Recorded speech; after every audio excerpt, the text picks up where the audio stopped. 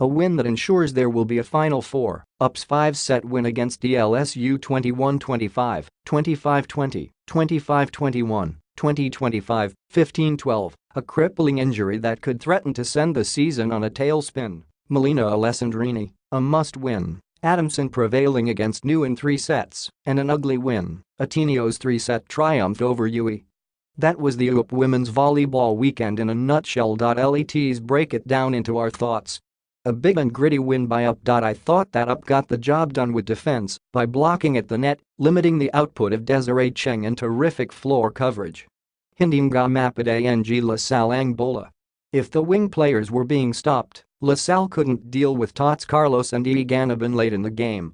The girls in green thrive when they take a lead and are scoring with aplomb. You stick with them step by step and give as good as you get. The seeds of doubt plant themselves. Salle had a nice first set, but once UP tightened their defense, that turned everything around. The Lady Fighting Maroons didn't lose their nerve. Even when Salle was coming back, the 4th set, it was obvious that they weren't going to let this slip away. We've seen this before. The Lady Fighting Maroons, yes, this bunch, get a win over Salle or Ateneo. And impressive fashion, I might add. The trick is to do it again. As for Salle, we've seen this before, even with some of these players. They played spottily against Adamson and New in the past 2 games. When they ran into a mentally tough veteran UP team, they unraveled. Of course, we've seen this before, and they have always bounced back. UST can't seem to catch a break. It seems that where Milena Alessandrini goes, UST goes. When she got hurt last season, the Golden Tigress's fortunes soured. Yes, even during her rookie year it was obvious the Philitalian was going to be a force. In this game against FU, she was having a so-so performance. Yet she was there and UST was leading. When she went down following an awkward landing, it was such a disheartening feeling. And unfortunately, try as they did, Alessandrini's injury took something out of UST.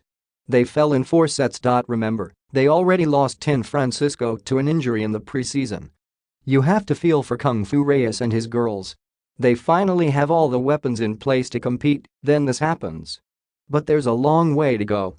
How they respond to this, especially in their next match, will tell on their fortunes for the season.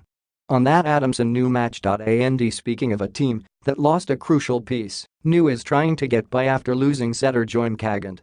Now the losses of Jasmine Neighbor, Rissa Sato, Jarrell Singh and Roma Doramo really hurt.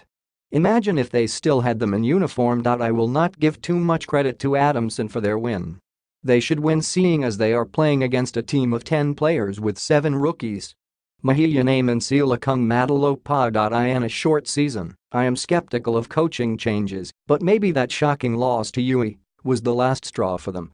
Maybe they are hoping that players can stop making excuses and stand up for themselves. It did work for UE last season, so maybe it could for Adamson. Nevertheless, good luck to them. It was an ugly win for Ateneo, but it is a win. It is a 3-set win by Ateneo, but that doesn't tell the whole story. Am I surprised that Ateneo struggled against UE? Just a bit. Yes, UE has a better team, but still, the talent level and championship experience is different, so Ateneo should get this. UE has gotten better since last season. The Lady Red Warriors have talent, make no doubt. They have the veterans and some talented newbies. We saw them defeat Adamson, that ended Pata's stint in San Marcelino. The Lady Red Warriors can make serious inroads this season if they can play with consistency and limit their errors. If UE didn't shoot themselves in the foot for all their unforced errors in the first 2 sets, who knows? Maybe this would have gone on to 1 more set, maybe the full length. Maybe if Mean Mendres played a lot earlier, she could have helped. Could have. I figure UE will pick up some more wins along the way. It seems that Katrina Tolentino is the only one showing any consistency for Ateneo. And oh, Jules Samant has come up once more. And after the opening day loss to Salle, Maddie Matayag has elevated her game. For Oliver Almadro's team to make serious inroads, they will need more from B. De Leon and Ponga.